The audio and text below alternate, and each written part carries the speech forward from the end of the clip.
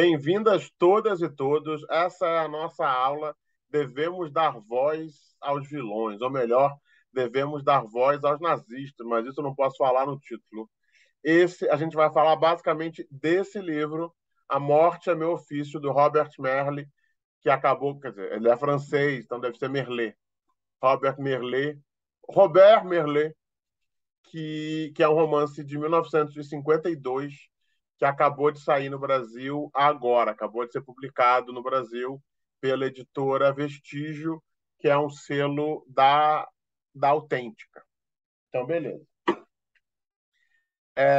E esse romance ele levanta questões muito interessantes, que é até que ponto a gente deve dar voz aos nazistas. Mas para a gente chegar lá, eu acho interessante a gente pensar um pouco quem que era esse autor e quando que esse livro foi lançado. E o que foi que houve? O autor, ele lutou, ele era francês, ele lutou na Segunda Guerra e ele foi deixado para trás na evacuação de Dunkirk. Para quem não sabe, Dunkirk foi uma das maiores evacuações de todos os tempos. Foi na França, quando a França foi no começo da Segunda Guerra Mundial, quando a França estava ainda tentando resistir aos nazistas.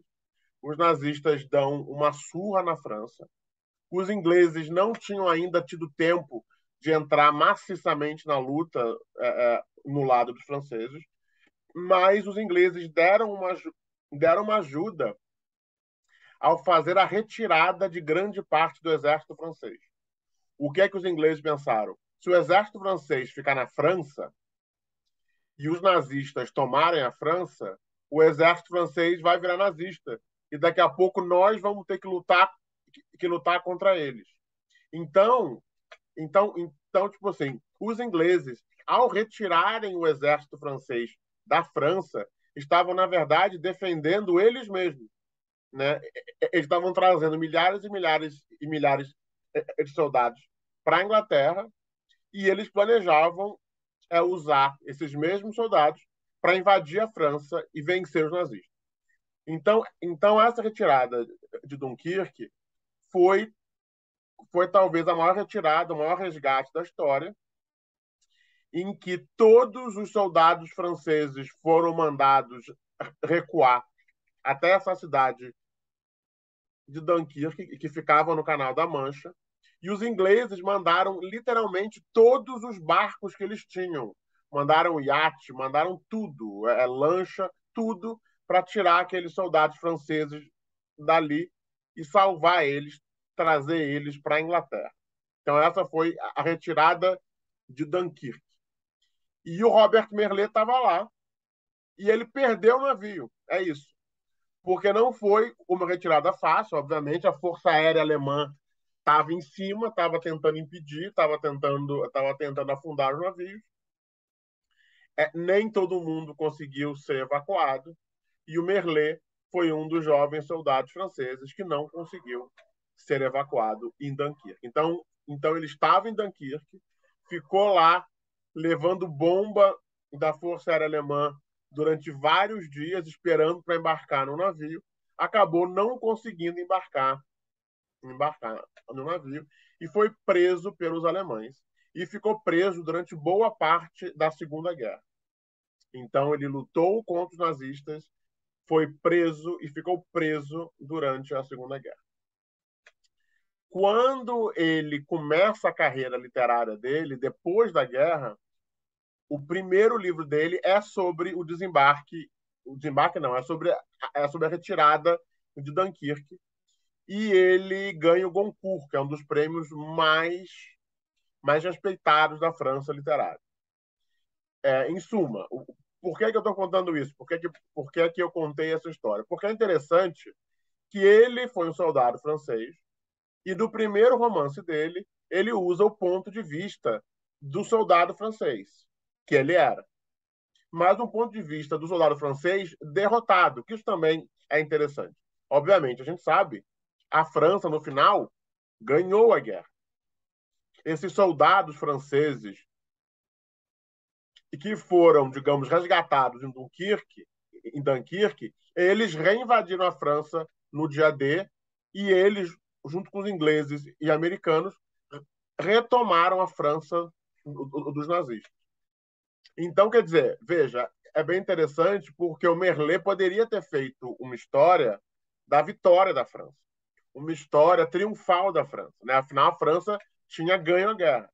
Mas o Merlet, ele escolheu escrever a história desse momento no qual a França perdeu, no qual a França tinha sido derrotada, tinha sido conquistada, e os poucos soldados sobreviventes estavam tentando fugir desesperadamente, e a maioria nem mesmo conseguiu, ele incluso, o Merlin incluso.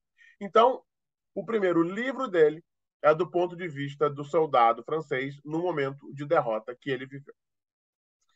E aí ele ganha esse prêmio literário, fica envaidecido e decide encarar um projeto ainda mais ambicioso, que é que é esse livro A Morte é meu ofício, que ele escreve entre 1950 e 1952. Que aí é interessante, ele vai ver o ponto de vista dos nazistas. E a história, veja, você tinha. Ele junta vários personagens, é uma coisa meio ficção, meio não ficção. Ele, ele usa. Tinha um oficial nazista chamado Rudolf Hess. Esse Rudolf Hess não era o comandante de Auschwitz, mas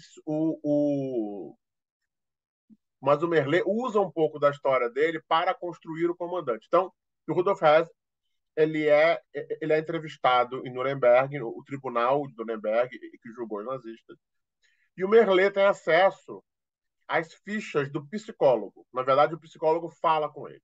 Então, tipo assim, a primeira parte do romance, que é a infância do protagonista, ela é baseada nesse perfil psicológico que esse psicólogo de Nuremberg traçou do Rudolf Hess.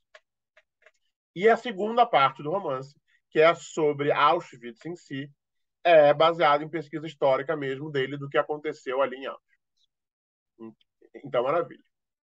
A gente estava em 52, 7 anos depois da Segunda Guerra. Gente, vocês imaginam o tamanho do trauma nacional? Hoje, a Segunda Guerra ainda é um trauma nacional, né? O livro foi traduzido pelo Arnaldo Bloch, que é um jornalista judeu carioca,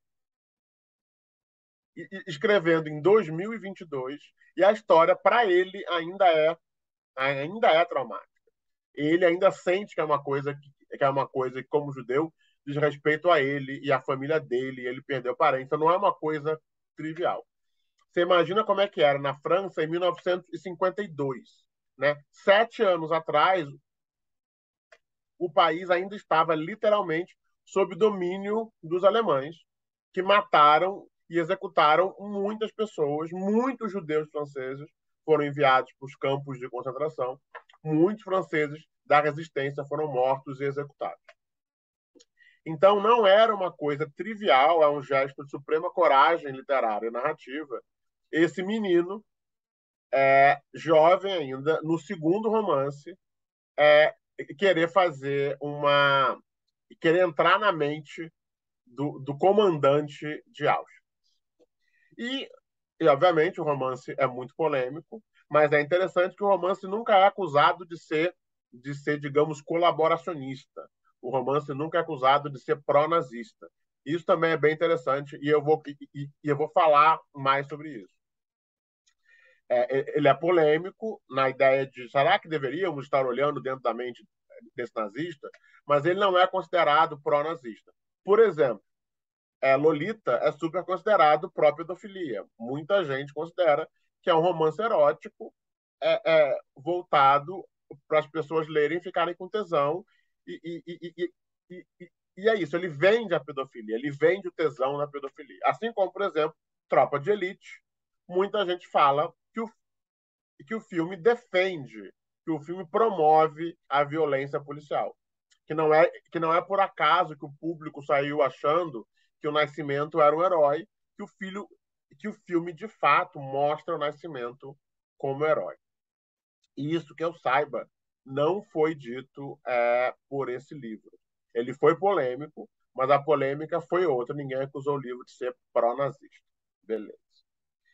Essa questão de Auschwitz eu acho interessantíssima. Eu fui lá, eu faço parte de uma ordem Zen internacional que faz um retiro em Auschwitz todo ano, e a gente vai lá, é um retiro de testemunho que a gente fala, Bear Witness Retreat, e a gente vai para Auschwitz para dar testemunho da dor, para bear witness, não é nem dar testemunho, é participar do testemunho, é estar ali naquele lugar fazendo a nossa meditação ali naquele lugar de dor, morte e sofrimento. E visitar Auschwitz é uma experiência fascinante. Obviamente tem mil coisas que eu poderia falar, talvez ao longo da aula eu fale mais, mas talvez a coisa mais impressionante de Auschwitz é o cuidado que se tinha para proteger o soldado raso alemão.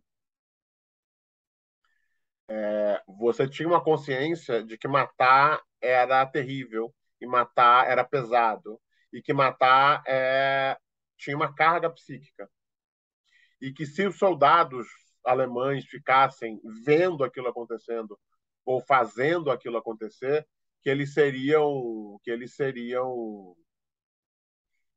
debilitados para sempre pelo que eles fizeram. Então houve todo um pensamento para que os soldados tivessem uma digamos, plausible deniability, que é a condição de negar depois que eles tivessem realmente feito alguma coisa.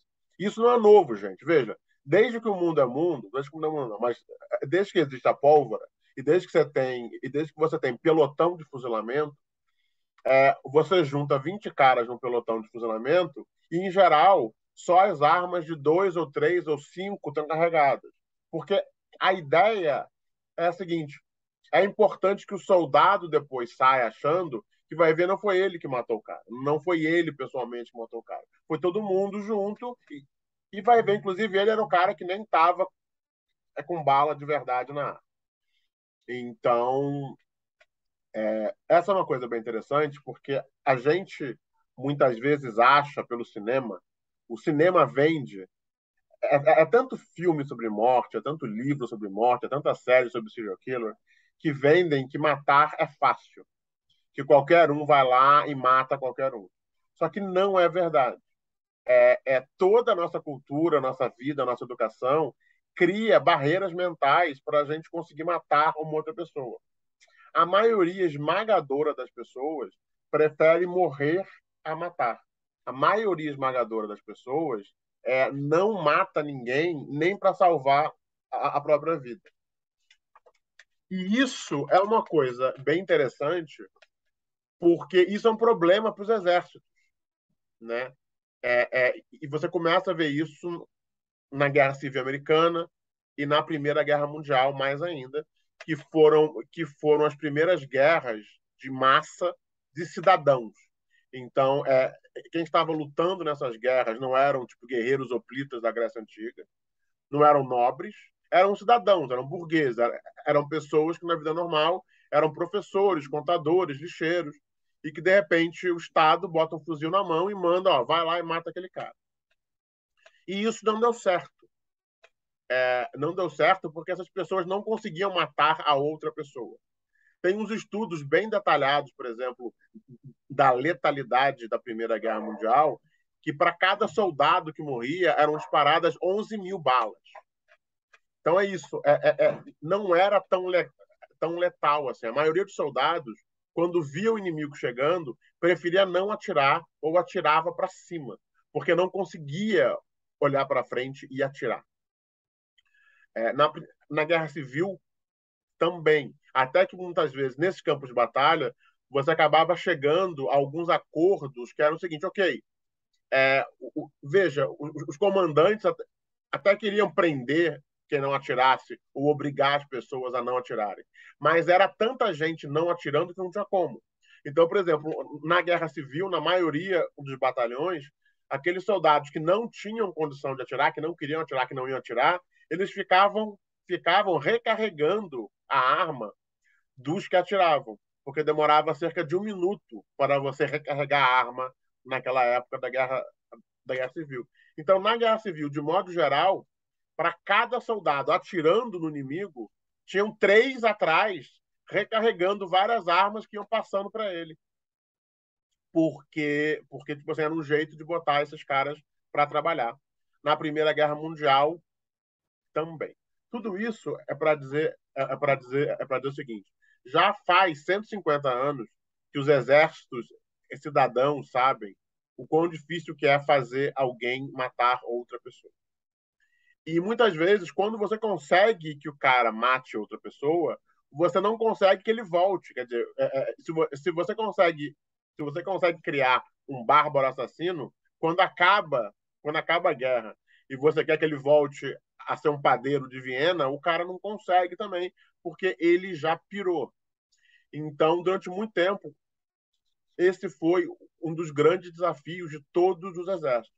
Como fazer um padeiro é, é, matar alguém que eu mande quando eu boto o uniforme nele e como fazer que ele volte a ser um padeiro tranquilo quando eu não precisar mais que ele mate ninguém. E isso é um problema quase que insolúvel. É, e, e dependendo da situação, você pode achar que é bom ou ruim, ou o que seja. Então, esse livro do Merlet retrata isso muito bem. Ele nunca fala dessas teorias em si, mas elas estão. Tem um livro muito bom sobre isso, chama-se On Killing.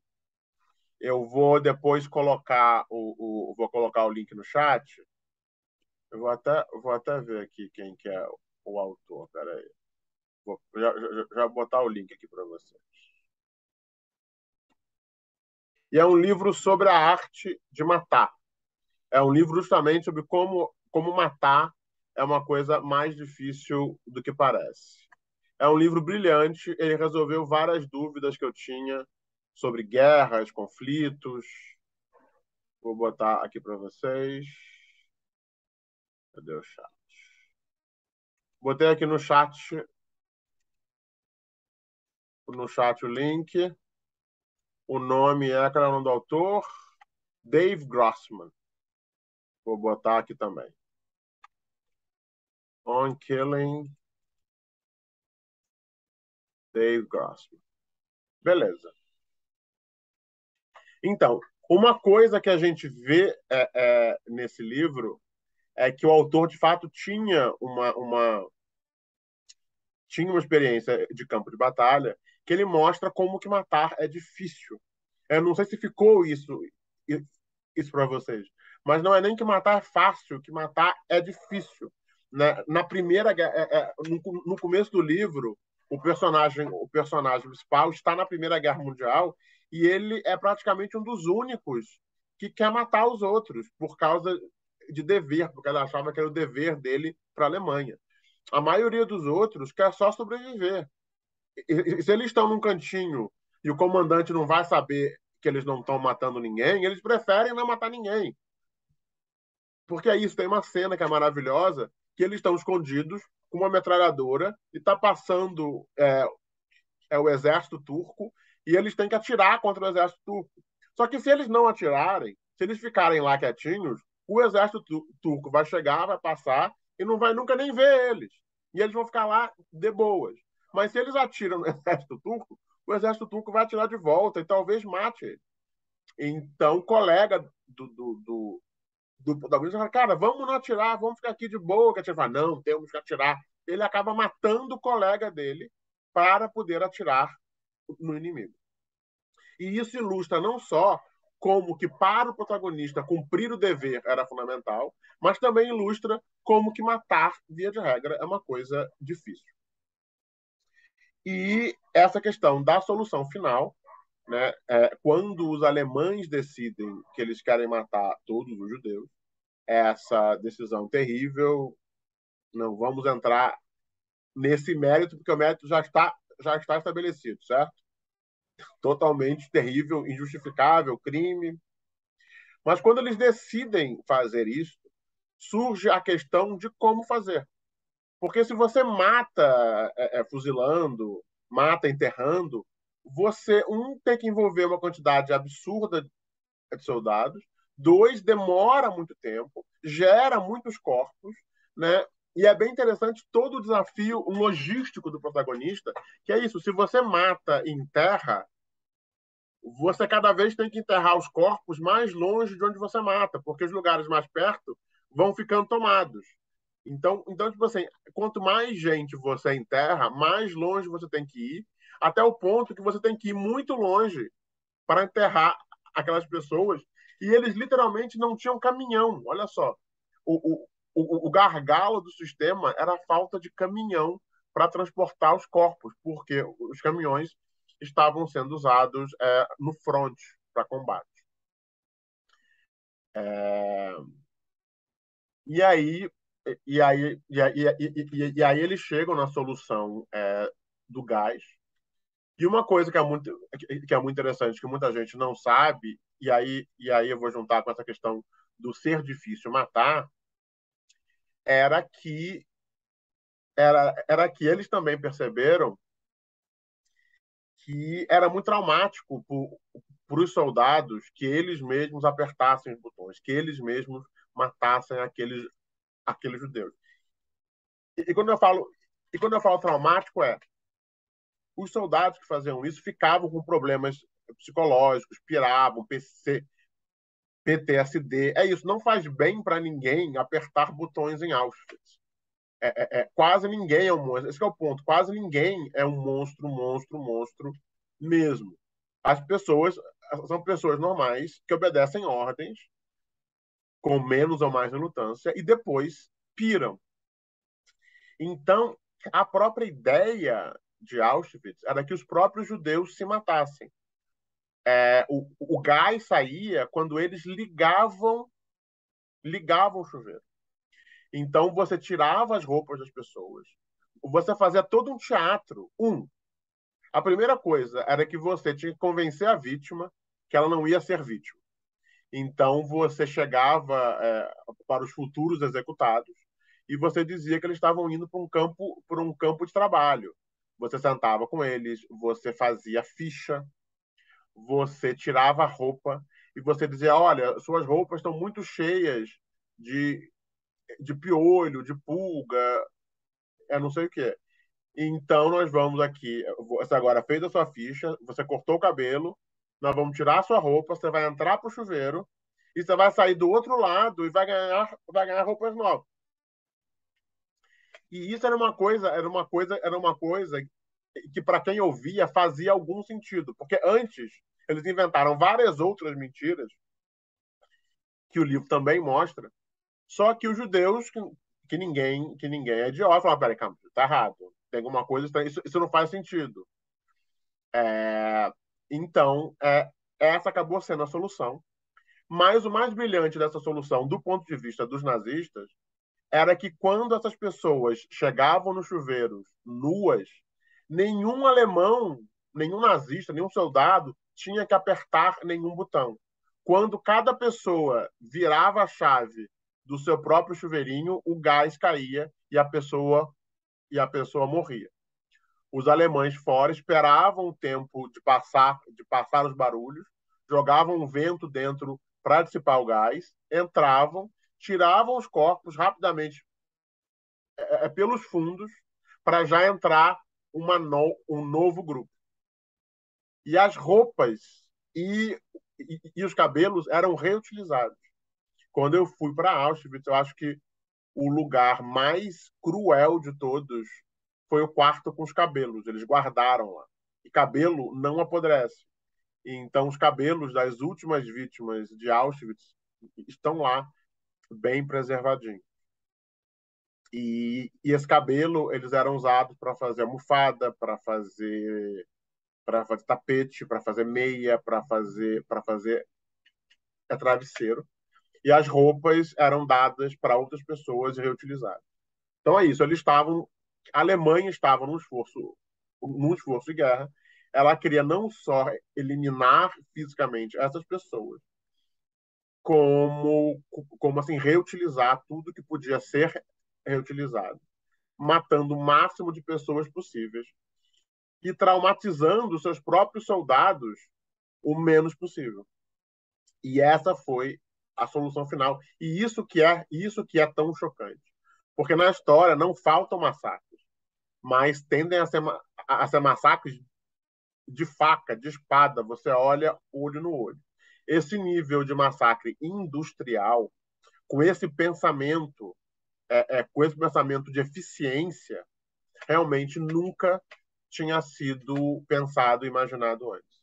Quando a Hannah Arendt fala que o Eichmann não era mal, né? Ele era só um funcionário, aquilo é a banalidade do mal. Fala o seguinte, não é que ele não era mal, desculpa, fala que ele não era um monstro, ele não era um sádico, ele não tinha prazer de fazer o mal. Ele fazia o mal porque ele era um funcionário, deram para ele uma missão e ele queria ser eficiente. E é muito interessante porque muita coisa que a Hannah Arendt fala do Eichmann vale para o que o Merlet fala do seu protagonista. Só que o Merlet escreveu 10 anos antes da Hannah Arendt. Então, tipo assim, é muito interessante que esse livro, ele quase que parece, se eu não soubesse que ele foi escrito antes, eu diria assim, cara, tá aí um cara que leu Hannah Arendt, adorou e decidiu, eu vou fazer um romance para assim, exemplificar o que é a banalidade do mal. Foi e fez. Mas não, ele é anterior. Então, tipo assim, talvez também ele tenha, em alguma medida, inspirado a Hannah Arendt, porque é impossível ler esse livro, hoje, pelo menos, já conhecendo ela, sem pensar na banalidade do mal. Mas aí vamos falar desse negócio de dar voz. Então, a gente tem vários outros romances, por exemplo, a gente tem Lolita. Lolita, por acaso, se eu não me engano, é do mesmo ano ou não, mas é muito próximo. Lolita é de 55 e esse romance é de 52, né? O que é Lolita, para quem não sabe? É narrado por um pedófilo que, que não fala o nome verdadeiro, ele adota o codinome de Humbert Humbert. Ele é tipo, nós no Brasil, a gente talvez não perceba, mas o romance todo tem um subtexto muito forte de classe e de, digamos, regionalismo. Porque o Nabokov era um russo refinado, refinadíssimo, que estava tendo que viver nos Estados Unidos, que ele achava que era um país rude, grosso. E o Humbert Humbert é isso. Ele é um cara que foi rico na Europa, que ele vinha de uma família rica, refinada na Europa, e ele acaba que perde tudo e tem que ir para os Estados Unidos. Então, o livro inteiro também é um livro que ele mostra esse classismo do narrador, que acha que todo mundo é brega, cafona, está abaixo dele, né? E que despreza os Estados Unidos e que sente falta de uma Europa mais refinada, que ele se sente refinado. Então tem esse subtexto.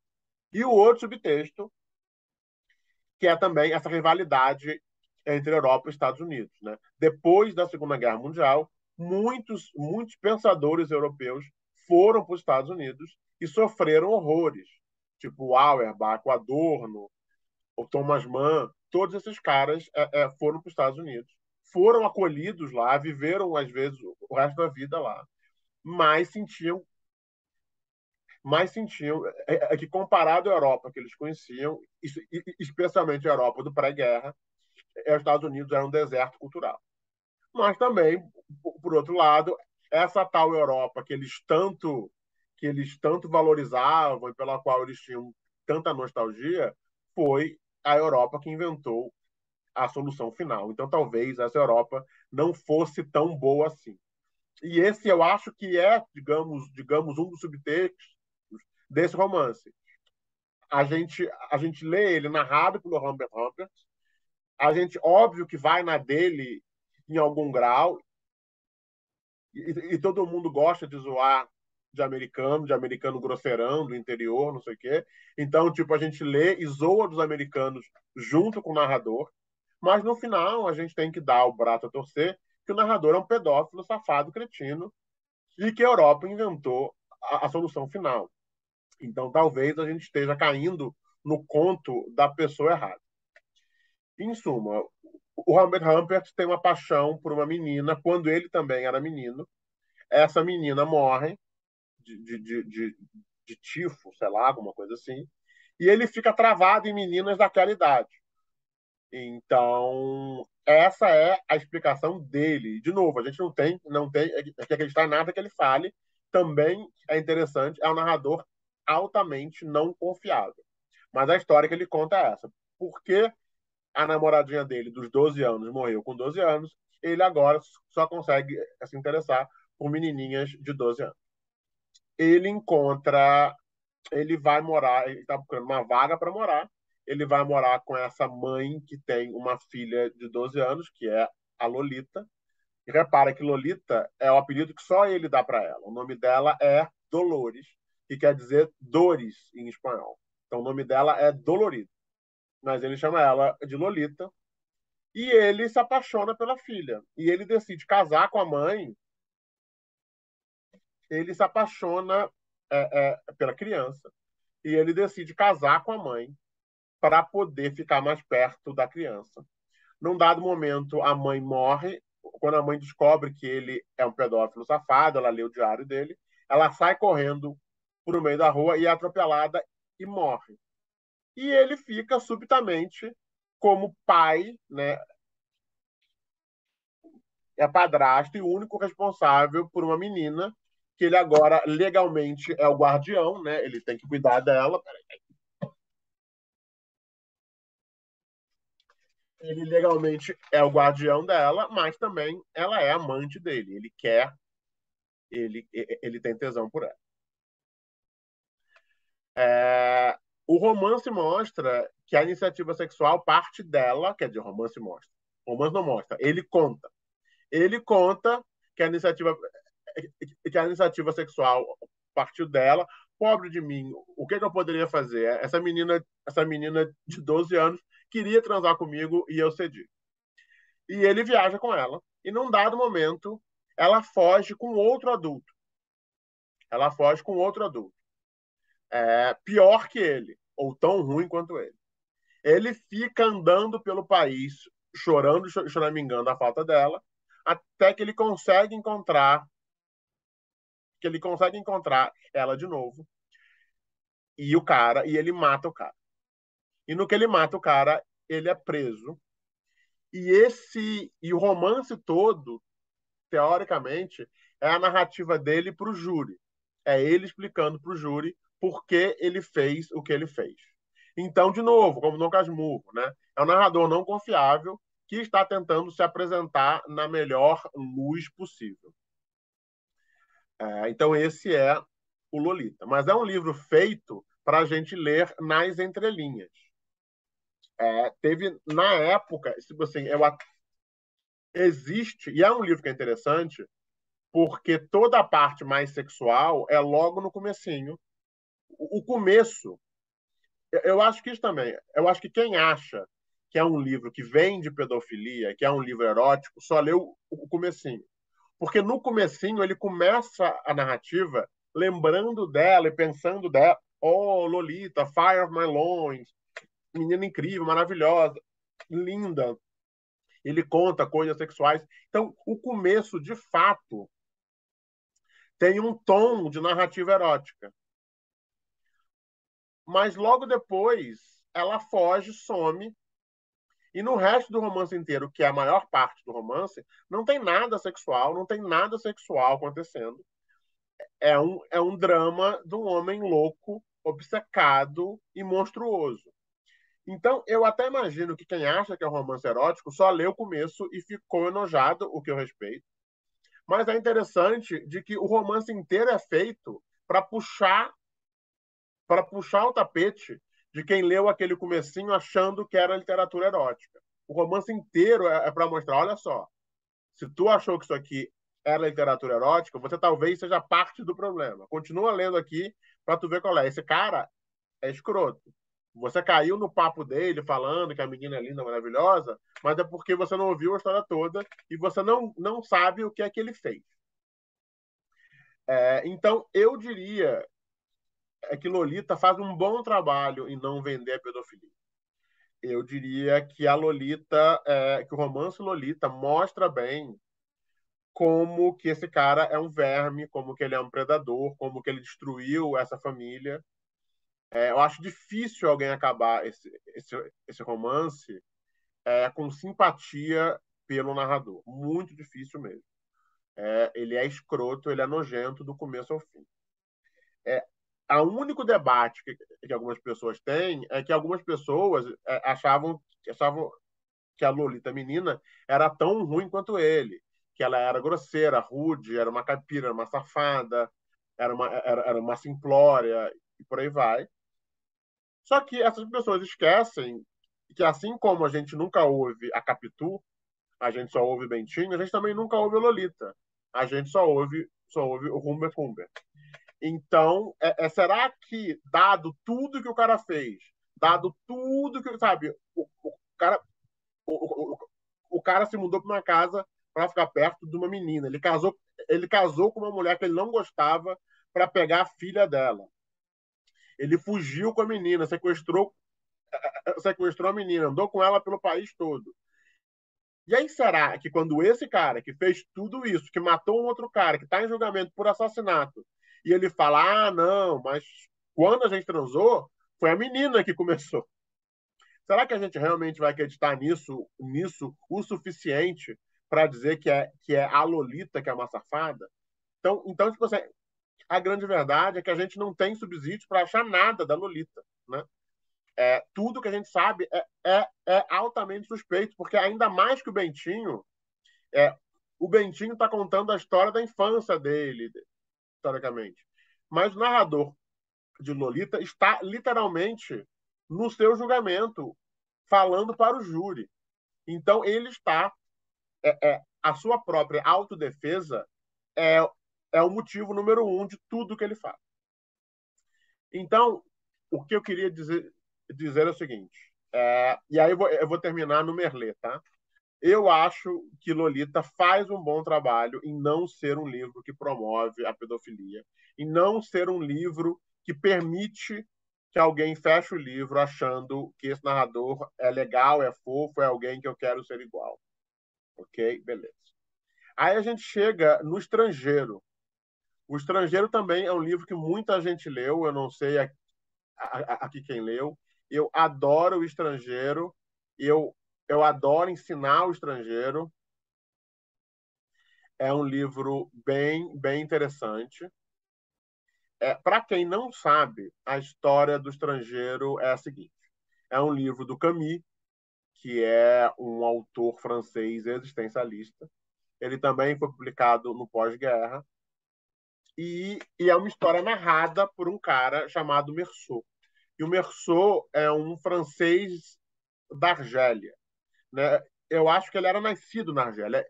Ele era um daqueles colonos, digamos assim. Ele era francês e ele era branco, mas ele tinha nascido, criado e passado. Ele tinha sido nascido, criado e passado a vida inteira na Argélia. Então também antes de mais nada, uma história sobre colonialismo, sobre aquela pequena comunidade de franceses brancos numa Argélia mais escura muçulmana. E o Meursault começa com um começo clássico que ele fala: mamãe morreu, talvez hoje, ou a ver foi ontem, sei lá, só recebi o telegrama agora e aí eu fui à praia, fui ao cinema, eu peguei a fulana e é isso, porque a mãe estava no asilo. Então, o romance começa assim. E é muito engraçado que quando você dá esse romance para adolescente, os adolescentes adoram o Meursault, adoram o tom do Meursault, adoram que o Meursault despreza a mãe, e eles sentem meio que uma irmandade, porque o Meursault tem uma voz apática, ele é chato. Ele vai no cinema, ele transa, mas nada afeta ele, ele não liga para nada. Então ele tem aquela vibe meio que adolescente chato, é que rola o olho para tudo. Ah, meu Deus do céu. Sabe? E o próprio tom começa, ah, minha mãe morreu, foi hoje, talvez ontem, ah, não sei, foda-se, entendeu? Fui à praia. Então esse é o tom do livro.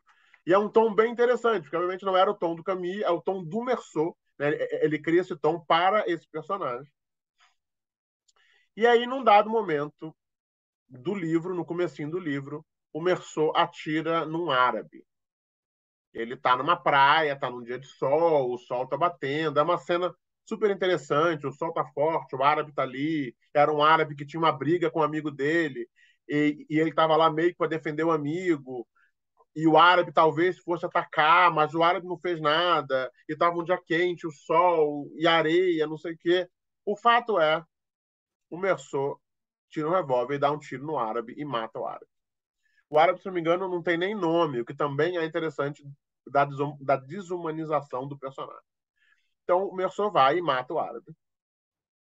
E aí ele é julgado.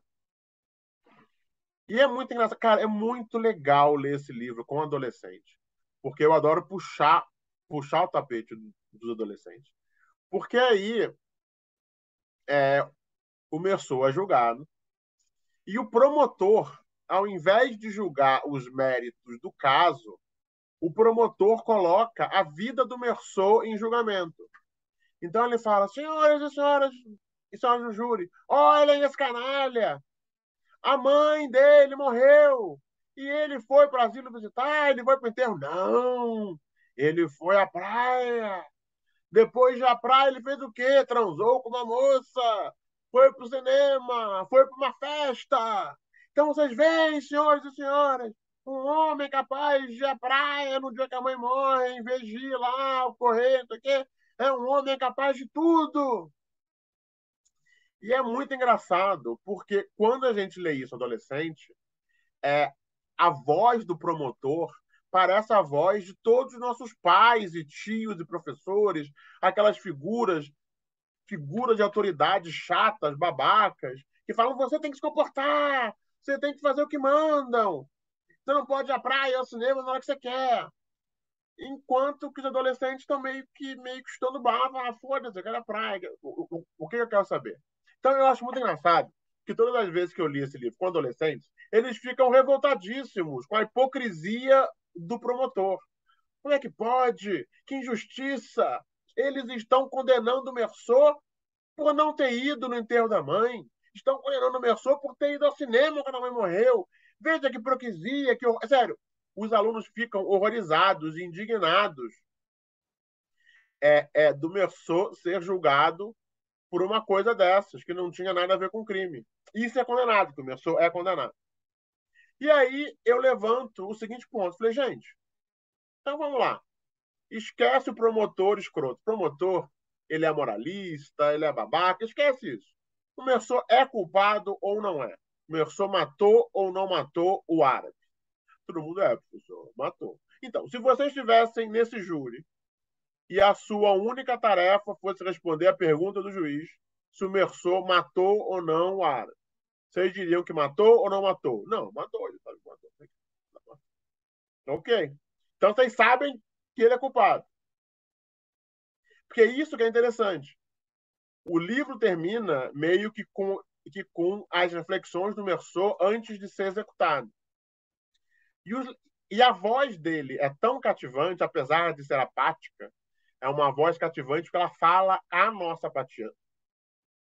Todos nós também somos um pouco apáticos, como o Meursault. Que a gente termina com pena dele, a gente termina vendo a situação pelo lado dele. A gente termina, cara, que triste, que injusto, que absurdo. E que eu falo, gente, vamos lá. Ele era culpado ou não? É. Você se estivesse lá no júri, você tivesse que votar com a sua consciência, sim ou não, ele matou o árabe, você diria o quê? Sim. Claro que a gente sabe, a gente está lá, a gente viu que ele matou o árabe. E terceiro, que eu acho mais interessante, que é o ponto de vista jurídico. Dado que o Meursault não tinha nenhuma relação com o árabe que ele matou, dado que o Meursault nem conhecia o árabe que ele matou, dado que foi dado que foi um crime completamente de impulso e de momento, o promotor não tinha como colocar o crime em julgamento porque não tinha nem elementos no crime. A única coisa que o promotor podia colocar em julgamento era a vida do Mersot. Falar, olha, esse cara é o tipo de cara que fez isso, isso, isso. Ele faz aquilo, aquilo, aquilo. Essa é a pessoa que ele é. E o que eu e o que o promotor estou oferecendo é que o tipo de pessoa que faz essas coisas que eu mostrei que ele faz também seria o tipo de pessoa que mataria um árabe numa praia sem nenhuma provocação, um árabe que ele nem conhecia. Então, isso também que é interessante. Do ponto de vista de um advogado, se você pensar como advogado, a única coisa que o promotor de fato poderia fazer era colocar a vida e o comportamento do Mersot em julgamento. Porque o Mersot, de fato, não conhecia a vítima, não tinha nenhuma relação com a vítima.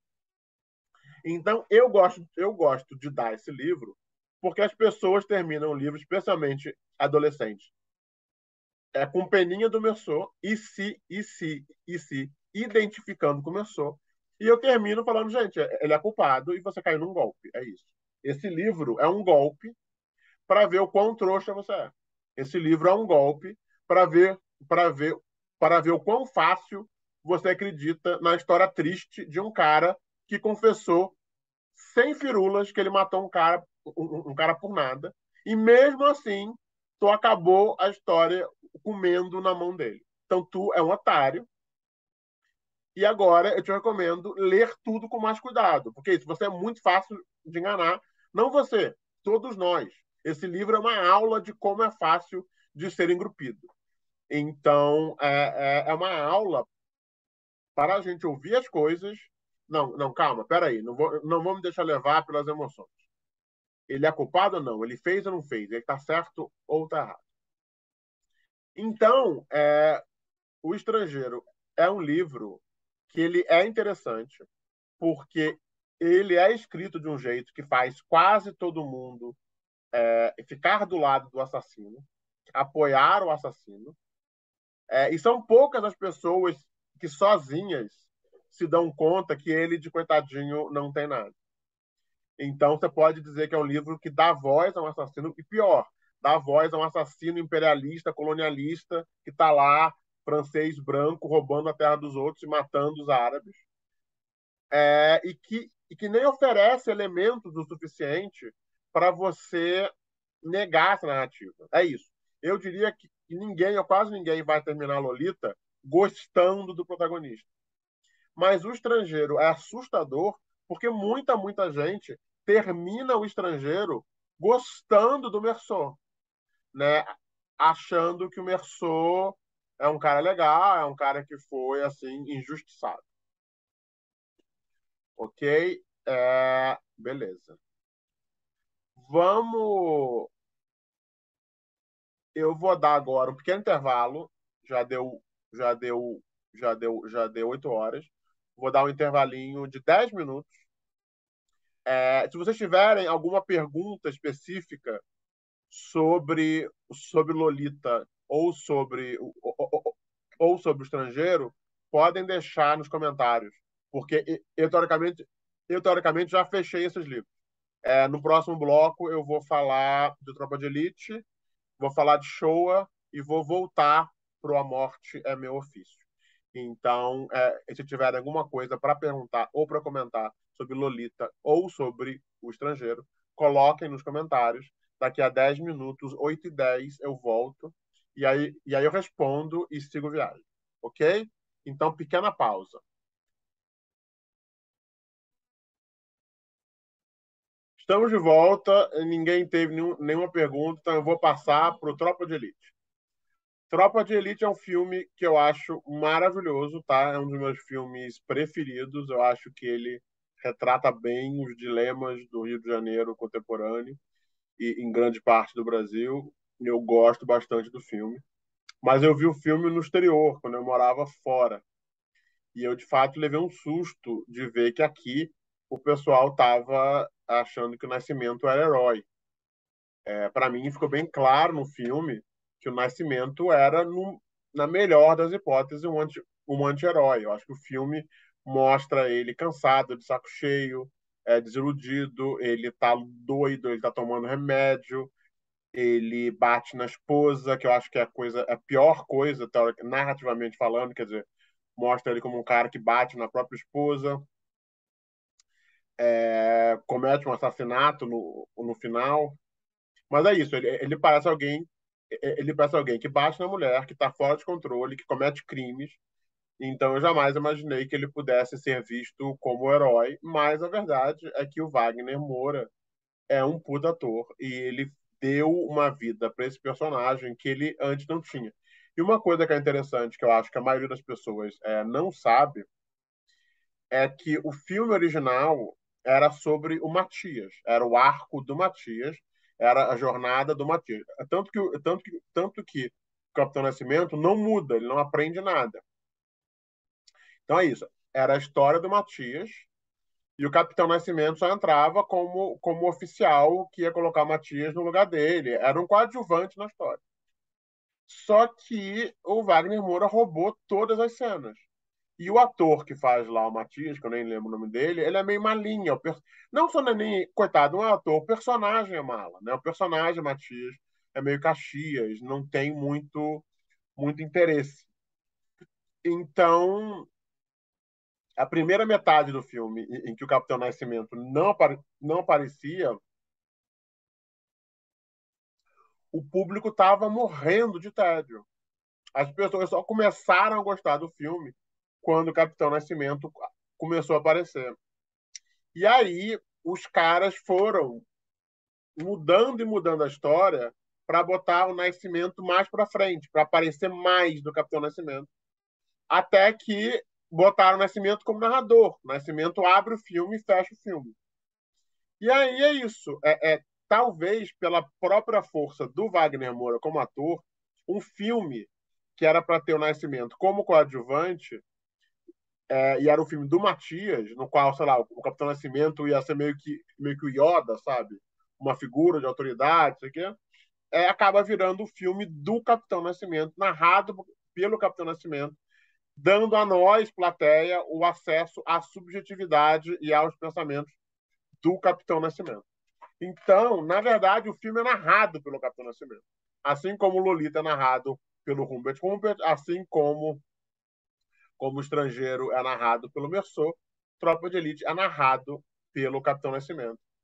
E junte isso a um super ator na sua melhor forma, e de fato, um, o filme é narrado pelo Nascimento. Dois, o Nascimento é interpretado por um ator muito carismático e que faz até os horrores que ele comete serem carismáticos.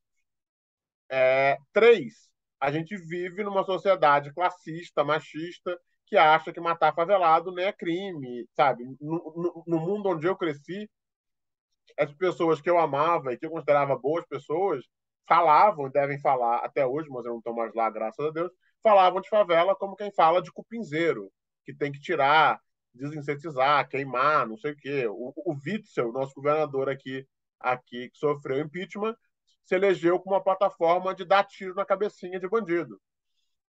E aí eu me lembro que eu cheguei para pessoas da minha família e falei, mas gente, ele falou que vai dar tiro na cabecinha. Ele falou, não, mas é por isso que eu votei nele. Acho que está na hora de a gente ter um governador que dê tiro na cabecinha de bandido. Então, é, eu já não sei mais o quanto que a gente sempre foi assim.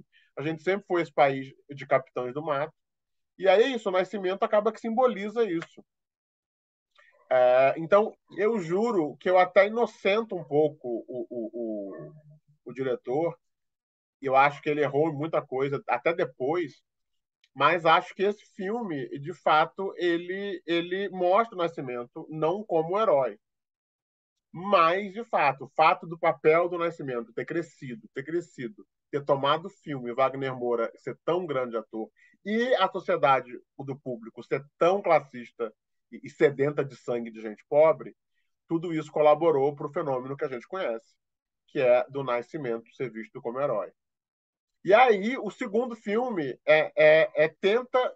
Sério, o segundo filme é muito louco, porque o segundo filme, ele é menos filme, porque eu acho que a beleza do primeiro filme é que ele não tem nenhuma resposta fácil. Né? O primeiro filme, mesmo para quem acha que o Nascimento é um herói, ele não mastiga nenhuma resposta para o público. ele joga todos os problemas na cara do público e não resolve nada, né? Termina com um assassinato que só piora as coisas. Então, eu acho que é um filme até sutil, digamos assim, que levanta questões e não dá respostas. Já o segundo filme é totalmente filme de ação americano, tem os heróis, tem os bandidos, a gente sabe quem são os heróis, a gente sabe quem são os bandidos. O Nascimento agora já virou herói do começo ao fim, e é isso, é a história do herói Nascimento. E aí fica um filme tosco, fica um filme pró-polícia, pró-Estado, fica um filme de ação hollywoodiano banal, onde o primeiro filme era muito mais nuançado, apesar dos erros. Então, é interessante porque a gente vive no país, e eu vivo na cidade e no estado, onde o Nascimento foi assim, leonizado. E não foi à toa que as pessoas que digamos, idealizaram e promoveram e exaltaram o Nascimento foram as mesmas que votaram no capitão Bolsonaro. Então, você pode até dizer que sem o Tropa de Elite não tinha tido Bolsonaro. O Tropa de Elite foi um dos degraus nessa escada que levou ao Bolsonaro. A grande questão, e isso a gente pode discutir horas, já discuti isso com vários amigos queridos, é o quanto que o diretor foi conivente, o quanto que o diretor teve culpa, o quanto que o diretor fez um filme de fato para responder aos anseios dessa população sedenta de sangue, e o quanto que o diretor fez o que dava para fazer para mostrar o Nascimento como anti-herói, sem que o filme se tornasse maniqueísta. Porque é isso. Eu acho o seguinte, para o Nascimento ser um anti-herói, ele tinha que ser tão mais escroto que o filme iria ficar maniqueísta. Você entende? Eu acho que o filme é bom justamente porque ele dá abertura para as pessoas que quiserem acharem que o Nascimento é um cara legal. Se o filme tivesse escancarado que o Nascimento é ruim mesmo, tipo assim, sei lá, tivesse uma cena, tipo assim, eu imagino, sei lá, o diretor vai pro futuro e fala, gente, fui pro futuro e descobri que no futuro eles acham que o Nascimento é o herói. Falei, ok, beleza. Vamos botar uma cena no filme para garantir que ninguém ache que o Nascimento é o herói. Aí, sei lá, a cena é o Nascimento, tem uma bandeira nazista no quarto. A cena é o Nascimento, sabe? O Nascimento estuprando uma criancinha, tipo a Lolita. Então, tipo assim, uma cena feita para ninguém poder sair do filme achando que o Nascimento era um herói. Eu acho que se ele colocasse essa cena, a primeira coisa que ia fazer é transformar um bom filme num filme maniqueísta, num filme, num filme que aponta para o público e fala, olha, odeio esse cara é legal, esse cara é ruim. Porque esse é o ponto, gente. Filmes fazem isso. Filmes dizem pra gente o que fazer. Fala, olha, esse cara aqui tem vários filmes que de vez em quando tem uma cena do malvado, da vilã, fazendo uma coisa tão, mas tão malvada que ela não tem nenhuma função na trama se não simbolizar para o público, olha, esse cara aqui é malvado. Caso você tenha alguma dúvida, esse aqui é o malvado. Tem um escritor de diretaço que eu gosto, que é o Alexandre Soares Silva. Ele é muito engraçado. E ele fala que filme de nazista tem a cena do vovozinho. E a cena do vovozinho é uma cena em que, de repente, os nazistas, tá a família jantando, os nazistas invadem a casa da pessoa, tiram o vovozinho da mesa, matam ele de porrada e vão embora. E a cena não tem nenhuma função narrativa, a não ser dizer, pô, esses caras são mal mesmo. E eu tava achando que eles eram maus, mas eu não sabia que eles eram tão maus. Eles tiraram o vovozinho da mesa, mataram de porrada e foram embora. Então, filmes têm muito isso. Então, tipo assim, e isso é ruim pro filme, tá? O filme que tem isso é um filme ruim. Então, eu acho que se tivesse uma cena do vovozinho em Tropa de Elite para garantir que o público, com certeza, não saísse achando que o Nascimento era um herói, o filme, como obra de arte, iria perder. O filme, como obra de arte, depende de algum grau de sutileza e ambiguidade. Que, por exemplo, o 2 não tem. O 2 não tem nenhuma sutileza, nem nenhuma ambiguidade, e por isso é um filme infinitamente pior do que o 1. Mas, em suma, gente, eu acho que Tropa de Elite é um caso complicado. É um caso complicado. Tem muito debate aí. Depois a gente conversa, vocês falam o que é que vocês acham. Eu já ouvi todos os argumentos de por que, que o Pimentel o Padilha, desculpa, de que o Padilha é um safado, que ele fez isso tudo de propósito, que ele queria mesmo que o Brasil caísse no fascismo. E eu acho que, independente da política pessoal dele, que foi e voltou algumas vezes, eu acho que o filme é bom. E acho que o filme não promove a violência policial. Mas, enfim. E aí a gente chega no Showa. Showa é o meu filme preferido. Cara, Showa talvez seja o a minha obra de arte preferida do século XX, de qualquer meio. Você pega todas as obras de arte, filmes, romances, livros, qual que você acha que é melhor? Eu acho que é Showa. E Showa é um documentário feito em 1985, de 9 horas de duração, feito por um cineasta chamado Claude Lanzmann. Claude Lanzmann é francês. Ele foi o último boy toy da Simone de Beauvoir. A Simone era famosa por ter namorados jovens, então, bem mais jovens. Então, ela morreu mais ou menos nessa época, um pouco antes, e o Lanzmann foi o último namorado dela. Ele era bem jovem, ela era tipo 40 anos mais velha. E o filme é maravilhoso. Eu acho bom isso, porque a gente sempre chama as mulheres pelos sim, relacionamentos. Então, eu acho bom que até esse cara, que eu acho que é o grande artista do século XX, é, ele pode ser conhecido como o último boy toy da Simone de Beauvoir, e eu acho até bonito a reparação histórica. Mas, independente de ter sido o último boy toy da Simone de Beauvoir, ele foi um grande artista. E ele fez esse documentário de 9 horas sobre o Holocausto, chamado Shoah. Shoah, para quem não sabe, é o nome do Holocausto em hebraico. É como os judeus ainda chamam o Holocausto. E a coisa que é incrível em Shoah é que é um documentário sobre o Holocausto, que não tem uma imagem de arquivo, não tem uma foto de arquivo, nada. Tudo é testemunho. Ele vai procurar três tipos de pessoas. Ele vai procurar as vítimas, ele vai procurar os oficiais, né? Tanto tipo assim, ele é um documentário que dá voz aos oficiais nazistas. Ele vai procurar os oficiais nazistas para saber o que, que eles, como é que foi, o que, é que eles fizeram, como é que foi a experiência. Mas ele também procura as vítimas e o mais interessante, os observadores passivos. Que isso que eu acho também é um dos pontos de gênio do filme. Que ele fala, amigo, tu que era vizinho aí de Auschwitz, quando o seu vizinho judeu sumiu e a casa ficou vazia, tu não achou que tinha nada estranho? Fala, não, não, a gente invadiu a casa dele e ficamos com a casa dele. Tá, mas eu não vi nada de estranho. Não, como assim estranho? Eu agora tenho duas casas. Então, é bem interessante. O filme também é uma investigação de como que as pessoas faziam questão de não saber. Veja, eu até acho de verdade que as pessoas não sabiam, porque a gente precisa não saber de algumas coisas para poder viver. Esse é o tipo de conhecimento que, se você sabe, de novo, te faz pirar, que nem os oficiais nazistas. Então, quanto mais tempo você puder ficar negando que isso está acontecendo, ao mesmo tempo que você aufere os benefícios, tipo, a família judia sumiu, e agora eu ganhei uma casa. Eu não quero ficar investigando muito por que é que eu ganhei essa casa. Eu prefiro acreditar que eles foram viajar e não me deram tchau. Então é isso. Enquanto você está recebendo vantagens de uma situação, você vai fazer de tudo para não saber os detalhes sórdidos dessa mesma situação. Mas e aí o Lanzmann ele vai buscar essas pessoas 30 anos depois. Né? O documentário foi lançado em 85, mas ele fez as entrevistas na década de 70.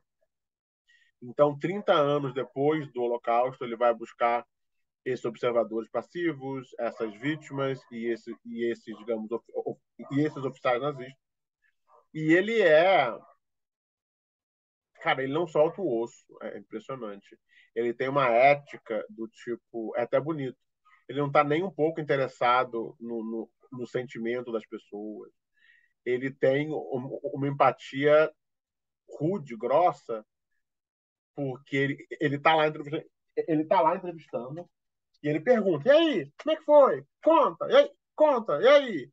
E o cara: não, eu posso, eu não posso, eu não aguento, não aguenta, fala, desgraçada. A câmera tá aqui rodando. Daqui a pouco você vai estar morto, mas isso vai ficar, as pessoas têm que saber, fala. Então, é interessante esse momento, porque vai muito contra a nossa ética de hoje, de como lidar com entrevistadores. Mas é uma entrevista de 40 anos atrás, que, graças a Deus, que o Lanzmann fez. E depois as pessoas abraçavam ele e agradeciam, porque elas só falaram para ele, porque ele foi violentamente insistente. As pessoas só falaram para ele coisas que elas nunca tinham falado na vida e que elas sentiam que elas precisavam falar. Então, é um filme belíssimo, fortíssimo, desesperador. E são 9 horas insuportáveis, 9 horas insuportáveis. Eu recomendo que todo mundo veja e que ninguém veja sozinha. Tá? Então, por exemplo, eu namorei uma moça que fez uma tese de mestrado sobre esse filme. Então, eu namorei ela e ela falou demais desse filme, mostrou, eu li a tese dela sobre o filme, fiquei fascinado sobre o filme. Aí chamei ela pra ver o filme comigo. Ela falou: eu não vou ver essa porra de novo, não, cara. Já vi essa merda 1000 vezes, já fiz essa tese, tô fora. E eu falei: ok, vou ver sozinho. Não consegui ver sozinho. É impossível ver sozinho. E aí, quando o filme fez, acho que 30 anos, alguma coisa assim, ele passou de novo nos cinemas aqui do Rio. Passou no Moreira Salles, que é um lugar belíssimo. E foi, é isso. Foi, o filme tem 9 horas, foram 3 sessões de 3 horas no mesmo dia. Então foi bom, porque foi uma experiência comunal, sabe? Eu entrei de manhã naquele cinema com aquelas, sei lá, 20, 30, 100 pessoas. A cada intervalo, a gente saía naqueles jardins maravilhosos e todo mundo assim, todo mundo se olhando horrorizado. E é isso, eu acho que a gente nem conversava muito, mas só aqueles olhares, a gente tinha passado por isso junto. A gente voltava, envia mais um pouco e saía de novo. Ficava, Não, eu vou te dizer, eu não sei o nome de quem estava lá naquele cinema comigo, mas eu super sinto que a gente viveu uma experiência que é, tipo assim, única na vida. E, de novo, eles me ajudaram, porque eu sozinho não consegui ver esse filme, mas no cinema, com aquelas pessoas, foi possível. Então, o que eu digo é o seguinte: vejam Showa, chamem os amigos para ver juntos, se forem ver em casa, chamem uma rede de apoio, ou esperem passar no cinema, que tem sempre algum revival, alguma. Então é isso. Se o Merle, o Merlê, desculpa, o Merlê dá a voz ao nazista, e o Showa também. Só que a questão do Showa é que o Showa dá o contraponto. Você ouve os nazistas, mas você também ouve as vítimas, você também ouve os observadores, e você vê aqueles efeitos, você vê o custo que aquilo teve para todo mundo. Então você tem um contradiscurso dentro da obra. O Merlê não tem. Então, essa que é uma coisa também interessante desse livro. Como é que você faz um livro narrado por um nazista, por um comandante da SS, e você não dá no livro nenhum contradiscurso? E o risco das pessoas lerem esse livro e gostarem do cara, e confiarem no cara, e concordarem com o cara. Né? E é interessante porque a gente está, eu não sei quando vocês vão estar vendo isso, mas hoje é dia 26 de outubro de 2022.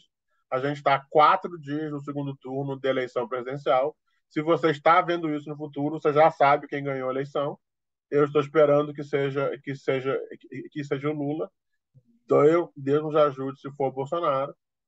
Mas o que eu acho interessante é que isso, como é que o Bolsonaro foi eleito também? Ele foi eleito porque a mídia deu voz a esses políticos extremistas. Né? Eles faziam piadas inócuas, faziam impropérios, faziam xingamentos, e a mídia, ao invés de ignorar eles, tratou eles como piadas que geravam engajamento. O Bolsonaro se elegeu deputado, sei lá, 20 vezes pelo Rio de Janeiro, sempre nessa mesma plataforma de falar absurdo. E a mídia cada vez dando mais palco para ele. até que, de repente, para nossa surpresa, né, aquele deputado folclórico que se elegia com dezenas de milhares de votos, a gente tanto deu voz, tanto deu voz, tanto deu voz, que se elegeu com 50 milhões de votos. E agora, o primeiro turno foi uma decepção, porque é inacreditável que depois de 4 anos disso, ainda tenham esses milhões e milhões de pessoas dispostas a votar nesse homem. É uma tristeza. E você pode dizer que só votam nele porque a gente deu voz a ele, porque a mídia deu voz a ele e porque nós demos engajamento. A gente, olha que absurdo, e passamos adiante. Né? Então, dar voz é uma questão poderosa. O que é dar voz? Então, em A Morte é Meu Negócio, o Merlê dá voz ao Rudolf Lang, o comandante de Auschwitz, sem um contraponto dentro da narrativa. Então, é um romance difícil, porque ele joga para o leitor o ônus de fazer todo o contraponto. Tudo que enchoa os depoimentos dos observadores e das vítimas fazem, em Morte é Meu Negócio, em Morte é Meu Ofício, a gente tem que ler fazendo na nossa cabeça. Né? Tudo que o Rudolf Lang fala, a gente tem que desfalar na nossa cabeça, senão a gente corre o risco de terminar o livro concordando com ele, como tantos concordaram com Merceau, como tantos concordaram com o Capitão Nascimento. E o risco de você fazer isso é enorme, numa França que tinha acabado de ser liberada do horror nazista, onde os horrores do campo de concentração... Gente, olha, hoje nós estamos em 2022. Quando esse livro foi escrito, os campos de concentração tinham acontecido em 2015, sabe? 2015, imagina, se tivesse campo de concentração em 2015, em 2022, a gente escrevendo um livro dando voz ao comandante de Auschwitz. Né? E hoje, né, 70 anos depois, a gente tem subterrâneo da internet fervilhando de jovens neonazis, do Forchan, a Lola, né? A Lola escreva Lola, aquela feminista que eu adoro, muito minha amiga, sendo perseguida por esses loucos todos. Secretário de Cultura do Brasil fazendo vídeo oficial de inspiração claramente nazista. É isso, sabe? Se um grande diretor de teatro, o cara é grande. Se um grande diretor de teatro de direita vai fazer um vídeo institucional e faz um vídeo institucional nazista, e de novo, esse homem é um profissional do teatro, da teatralidade, da imagem, do código visual, da comunicação visual. Então, ele não faz um vídeo que cite totalmente os vídeos nazistas por acaso. Esse é o trabalho dele. E ele se acha no direito, acha que ele tem liberdade, ele acha que ele tem a possibilidade de fazer um vídeo claramente nazista, mesmo que ele tenha se dado mal, é assustador. Então, será que não tem um risco da gente escrever um livro narrado por um oficial da SS, ou publicar no Brasil um livro narrado por um oficial da SS, o risco de dar argumentos para essas pessoas? Mas eu acho, e é aí que vai ser a minha tese aqui, é que eu acho que esse livro faz isso muito bem. E faz isso melhor do que o Tropa de Elite, e faz isso melhor do que o Estrangeiro. Porque ele mostra o seguinte, quando o Rudolf Lang, que é esse narrador, quando ele descobre que o Himmler era um dos chefes nazistas, no livro ele é superior imediato do narrador, do Lang, e ele que tinha criado a solução final e ele que tinha encarregado o Lang de executar a solução final em Auschwitz. Então, quando o Lang descobre que o Himmler tinha cometido suicídio, que é isso? A guerra acabou, os aliados já prenderam vários oficiais nazistas e o Lang está foragido. E aí ele descobre que o Himmler tinha sido capturado pelos americanos e tinha cometido suicídio.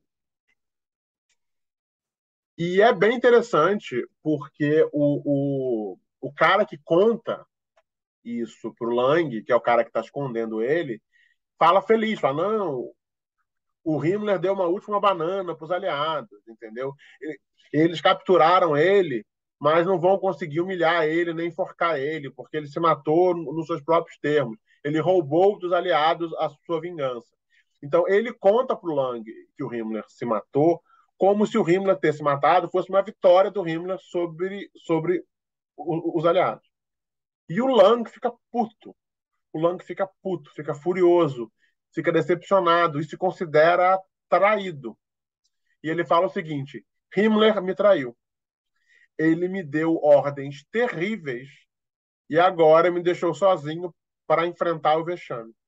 Ao invés de se levantar e dizer, sou o único responsável, o que é que ele fez? Ele fugiu da responsabilidade. Ele se matou para não ter que dizer que ele era o único responsável. Ele que eu respeitava como pai.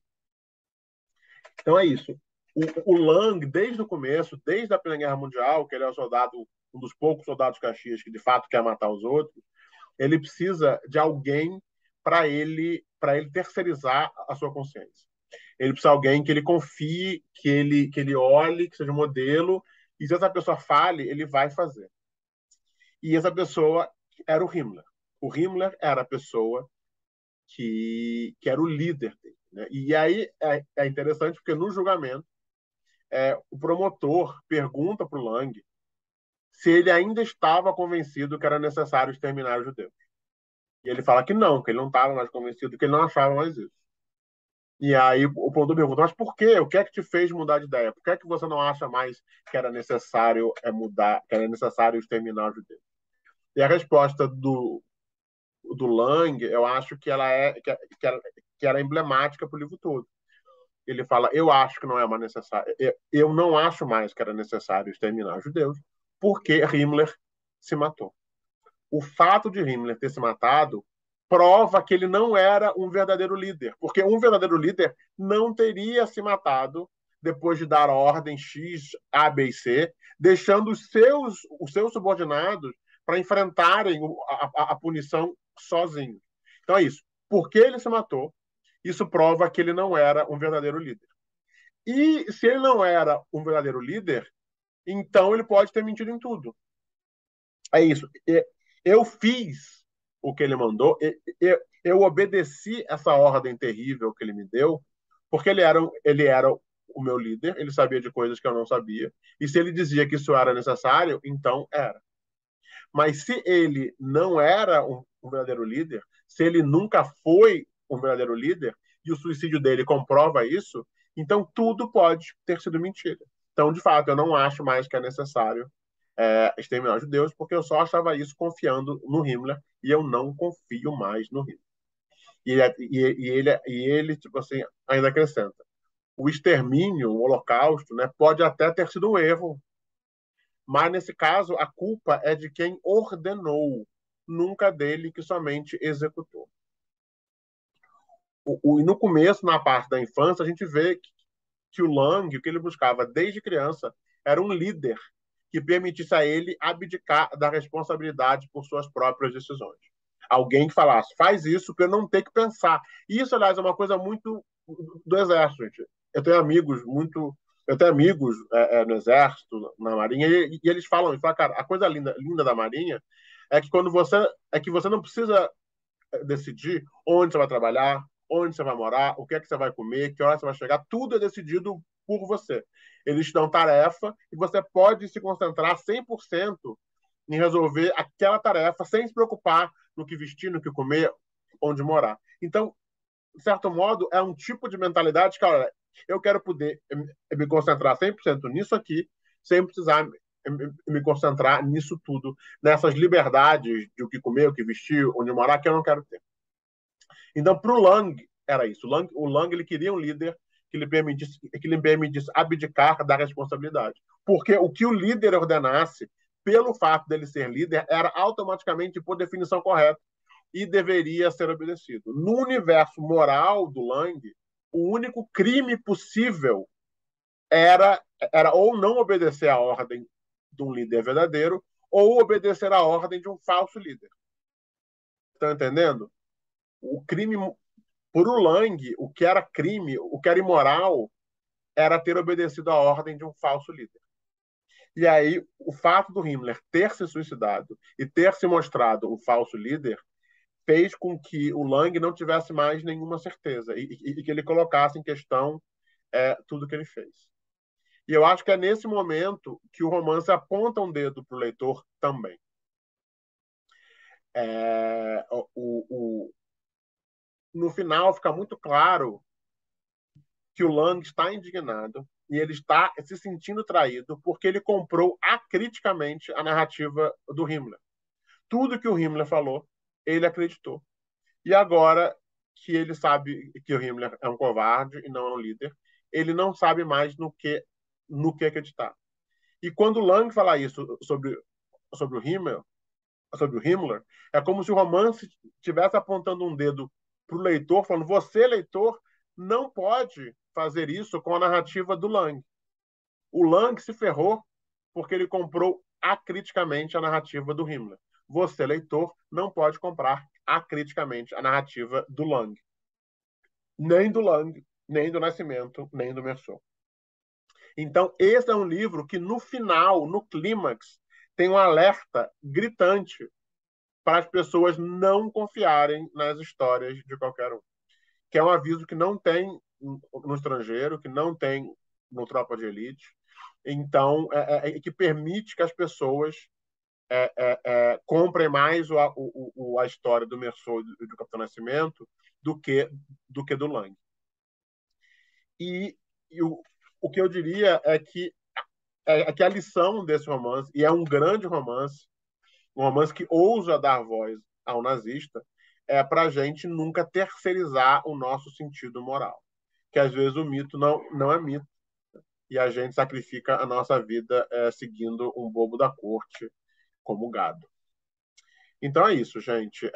Esse foi esse passeio em vários livros e romances que deram voz a todo tipo de personagem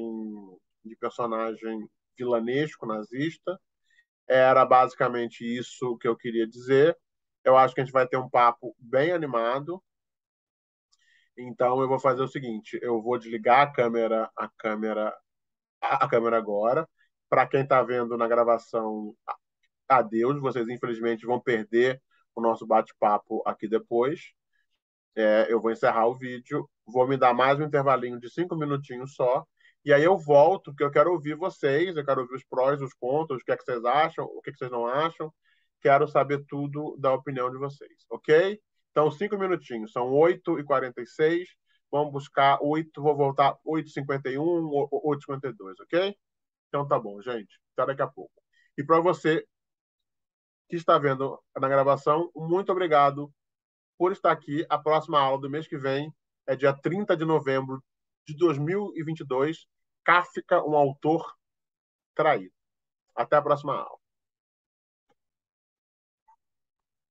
Voltamos rapidamente, porque alguém fez uma pergunta que levantou um ponto que estava na minha introdução. Veja, no meu roteiro de aula, era o ponto que eu deveria ter aberto a aula nesse ponto, mas eu comecei a falar do romance, mas eu pulei e felizmente o Juan fez a pergunta e eu vou responder. A pergunta do Juan, resumida, é o seguinte: será que tudo entender não é tudo perdoar? Na verdade, esse é um ditado francês. Tudo entender é tudo perdoar. E o que ele realmente chama atenção é esse risco de que é legal a gente entender, é legal a gente ouvir, é legal a gente ter empatia, mas se você for muito fundo, você pode não conseguir voltar mais. Como dizia a minha madrinha, é muito bom ter a cabeça aberta, mas se você tiver a cabeça muito aberta, o cérebro cai. Ou outra que diziam que é tipo assim: o lobo, se entender a dor da ovelha, morre de fome. Se ele realmente entender a dor da ovelha, ele morre de fome. E a ovelha, se realmente entender a dor do lobo, também morre. Então, tipo assim, existe um limite. É importante, fundamental a gente ter empatia pela dor do outro, a gente entender o outro, mas também sempre existe um risco. E esse é o risco desse romance. Então, veja, eu não estou dizendo, eu não tenho nenhuma resposta, tá? O que eu estou falando é que existe um risco. Essa operação de você tentar compreender alguém, de você entrar na alma de alguém e ouvir alguém, ouvir, gente, não é uma coisa inócua. Tipo assim, homeopatia. Não existe overdose de homeopatia, porque homeopatia não tem nada. Então você pode pegar aqueles frasquinhos, virar, e nunca você vai ter overdose. A gente só pode ter overdose do que funciona. E escuta e empatia dá para ter overdose, sim. E a overdose é essa. A overdose da empatia, a overdose do entendimento, é a gente terminar o Estrangeiro achando que Mersô era um injustiçado. E muita gente faz isso. Muita gente faz isso. É a gente terminar a Tropa de Elite achando que o Nascimento é o herói que a gente precisa. Então, não tem resposta fácil.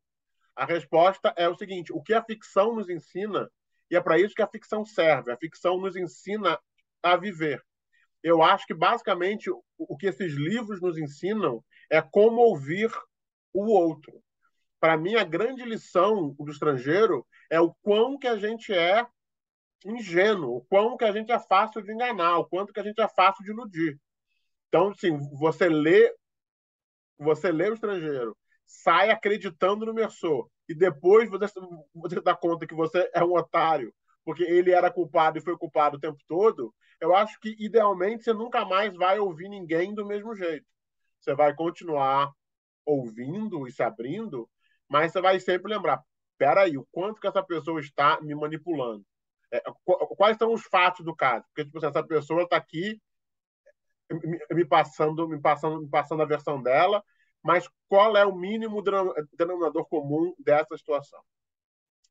Então, o que eu diria, e eu acho bom, na verdade, achei bom isso ter ficado no fim da aula, porque toda boa introdução também é uma boa conclusão.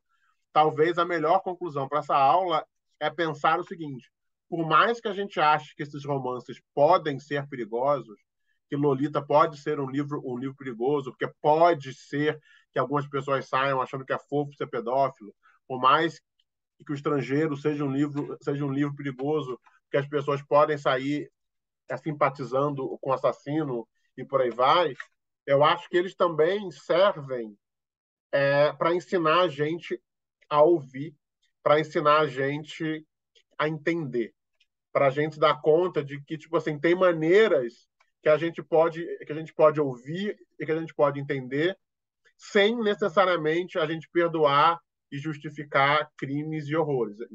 E, e é isso.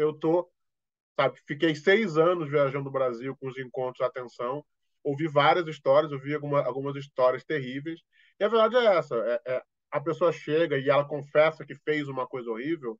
Eu posso ouvir, eu posso escutar, eu posso acolher e eu posso abraçar ela, mas sabendo que ela fez uma coisa horrível. O grande erro, o grande perigo é porque a gente ouviu, escutou e acolheu e abraçou, a gente se pega depois disso, como a gente fala hoje, passando pano para essa tal coisa horrível que ela fez. A gente perde a capacidade de enxergar a coisa horrível que ela fez, porque a gente está tomado de empatia pela pessoa que está ali na nossa frente. Então, eu acho que é sempre um risco e não tem resposta certa. Cada situação é uma situação, mas o que esses livros nos ensinam a encarar esse desafio que a vida nos traz todo dia, com um pouco mais de confiança e de informação. Então, eu diria que são livros que me ensinaram a ouvir, a entender, a acolher e abraçar, mas sem necessariamente perdoar ou justificar crimes ou erros. E é isso. Eu vou desligar a câmera de novo, e aí a gente continua com as perguntas. Se eu achar que tem alguma pergunta que vale a pena ficar gravada, eu religo a câmera. Então, até daqui a pouco. Muito obrigado a todo mundo que assistiu. Agora estamos encerrando a aula, encerrando mesmo. Hoje é 26 de outubro de 2022. Nossa próxima aula vai ser no dia 30 de novembro de 2022. Kafka, um autor traído.